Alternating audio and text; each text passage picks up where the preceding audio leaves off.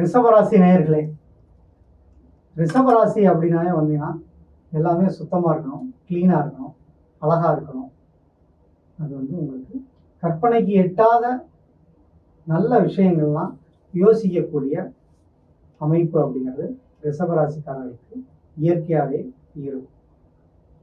இந்த குரு பயிற்சி அப்படிங்கிறது உங்களுக்கு 2ஆம் இடத்துல நல்ல இடத்துல இருந்தார். திருமணமாகாதவர்களுக்கு திருமணத்தையும், செல்வ வளம் கேட்டு வேண்டுதல் வச்சவங்களுக்கு அதிகமான செல்வத்தையும் கொடுத்துக்கொண்டு இருக்கக்கூடிய ஒரு நல்ல நேரமாக தான் இருக்கு. எங்கெங்க கடன் தொந்தரவாக இருக்கு, பிரச்சனை மேலே பிரச்சனை வருது, என்னால் அதை ஜமாளிக்க முடியலை அப்படின்னு சொல்கிறவங்களையும் ரிஷபராசிக்காரங்களை பார்க்குறோம்.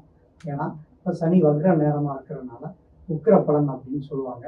நல்ல இடத்துக்கு வந்துமே ஒரு வக்ரமானது ஒரு மைனஸ் தான்.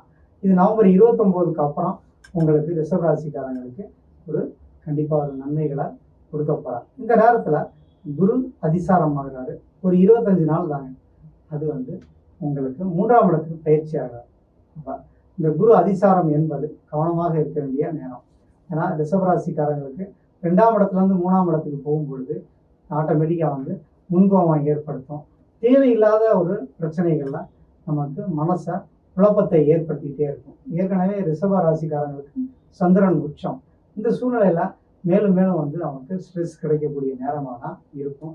குறிப்பாக நவம்பர் 29 வரைக்கும் சனியோட காலங்களும் இந்த குரு அதிசாரமானனால உங்களுக்கு வரக்கூடிய இந்த ஒரு 25 நாட்கள் மட்டும்தான் உங்களுக்கு நிறைய மன சங்கடங்களை கொடுக்கும்.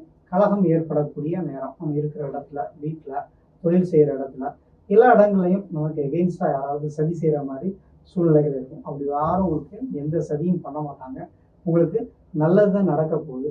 ஏன்னா நல்லது நினைக்கிற உங்களுக்கு கண்டிப்பாக நல்லது தான் நடக்கும் அப்படிங்கிற மாதிரி ரிஷபராசிக்காரங்களுக்கு அதிர்ஷ்டத்தின் மேலே அதிர்ஷ்டம் அப்படிங்கிறது காத்திருக்கு. ஏன்னா உங்களுக்கு 2ஆம் இடத்து குருவும் 11ஆம் இடத்து சனியும் அதிநன்மைகளை கண்டிப்பாக செய்யப்படாது.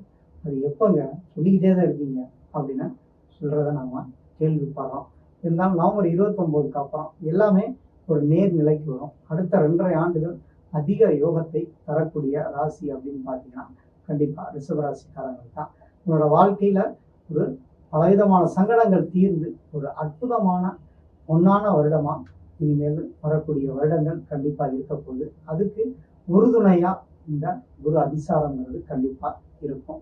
என்னங்க நெகட்டிவாக சொன்னீங்க, அதிசாரம்னா கலகம் அதுன்னு, அதுவே நல்லதாக இருக்குன்னா எப்பயுமே ஒரு கலகம் பிறந்தால்தான் தெளிவு கிடைக்கும். யார் நல்லவங்க யாரு கெட்டவங்க எப்படி தெரிஞ்சுக்குவீங்க?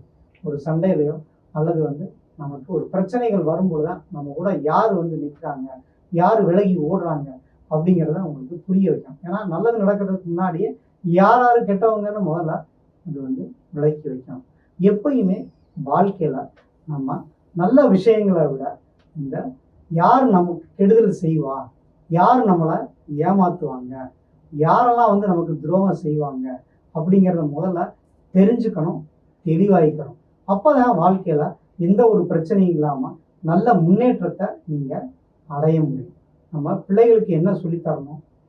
நம்ம இந்த வாழ்க்கையில யாரிடமும் ஏமாறக்கூடாது. அப்ப ஏமாத்துறவங்கள முதல்ல கண்டுபிடிச்சு அதுல இருந்து நம்ம வெளி வரக்கூடிய ஒரு அறிவை வந்து கொடுக்கறது தான் வந்து அனுபவம்.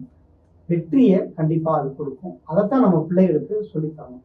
யாரு துரோகிங்க, யார் நம்மளை ஏமாத்துவாங்க, யாரெல்லாம் நம்ம வாழ்க்கையை கெடுப்பாங்க அப்படிங்கிறத நம்ம முதல்ல கண்டுபிடிக்கணும். முதல்ல உண்மையான அன்பு யார்கிட்ட இருக்கு, யார் வந்து பொய்யான அன்போட மாறாங்க அப்படிங்கிறத நீங்க கண்டு தெளியக்கூடிய ஒரு அற்புதமான காலமாக தான் இந்த குரு அதிசார பயிற்சிங்கிறது உங்களுக்கு வரப்போகுது.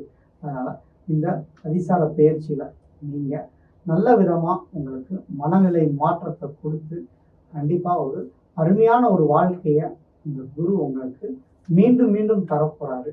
அதனால சந்தோஷமா இருங்க. இந்த அதிசாரம் உங்களுக்கு அனுபவங்களை கொடுத்து ஆச்சரியங்களையும் அதிர்ஷ்டத்தையும் கொடுக்க போகிறது.